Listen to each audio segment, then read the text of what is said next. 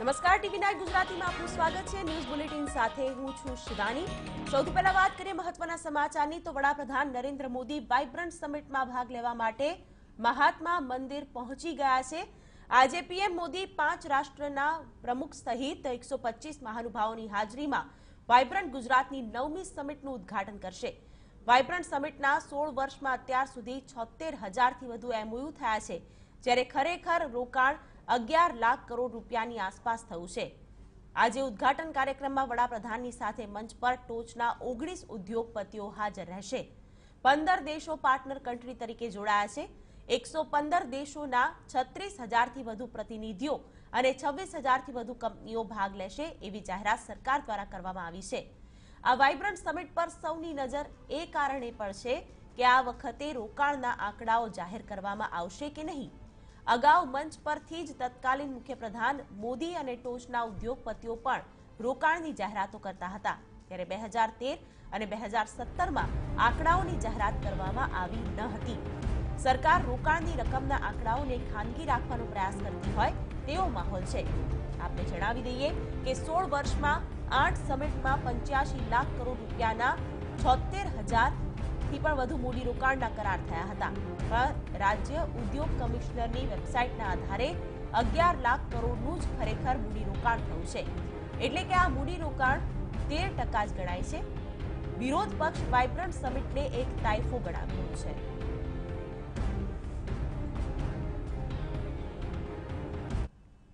તો ટીવી 9 સંવાદદાતા નિર્મલ દવે જોડાઈ ગયા છે।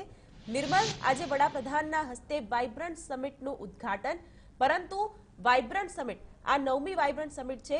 અગાઉ થયેલી વાઇબ્રન્ટ સમિટમાં એવા અનેક આંકડાઓ સામે આવ્યા છે કે આટલાના એમઓયુ થયા, પરંતુ હવે લોકો જવાબ માંગી રહ્યા છે કે હવે નક્કર કામગીરી ક્યારે થશે।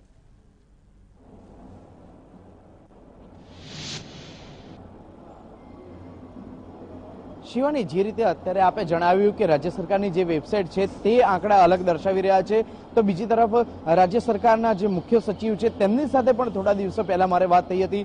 તેમનું પણ કહેવું હતું કે માત્ર 70% જેટલા જ એમઓયુ અત્યાર સુધીમાં સફળ રહી શક્યા છે, એટલે કે 30% જે એમઓયુ છે તે મુખ્ય સચિવના મતે હજુ પણ કાગળ પર છે। એટલે બંને વચ્ચે મતાંતર તો ચોક્કસથી જોવા મળે છે, એટલે સત્ય શું છે તે બાબત ચોક્કસથી ચર્ચાનો વિષય બન્યો છે। આંકડામાં ક્યાંક ફેરફાર કરવામાં આવ્યા હોય તેવી પણ વિપક્ષ દ્વારા આક્ષેપબાજી કરવામાં આવી રહી છે, પરંતુ મહત્વની વાત છે કે આખરે જે એમઓયુ થયા છે તેના સત્ય આંકડા શું છે તે ક્યારે બહાર આવશે તે બાબતનો સવાલ ચોક્કસથી છે। અહીં અત્યારે મહાત્મા મંદિર ખાતે પ્રધાનમંત્રી તો આવી પહોંચ્યા છે। વાઇબ્રન્ટ સમિટનું લોકાર્પણ ગણતરીની મિનિટો બાદ તેઓ કરવાના છે, પરંતુ તે પહેલા વાત કરવામાં આવે તો જે રીતે ગઈકાલે રાજ્યના નાયબ મુખ્યપ્રધાન નીતિન પટેલનો મુદ્દો જે ચર્ચાના એરણે ચડ્યો હતો, તેમનું આમંત્રણ પત્રિકામાં ફોટો કે નામ કોઈ જગ્યાએ ન હોવાને કારણે તે અસર અત્યારે પણ જોવા મળી રહી છે। રાજ્ય સરકાર એક્શનમાં આવી ગઈ છે કે નીતિન પટેલ સુધી અથવા તો રાજ્યના જે અન્ય કેબિનેટ મંત્રી હોય કે પછી રાજ્ય કક્ષાના મંત્રી હોય ત્યાં સુધી મીડિયા ન પહોંચી શકે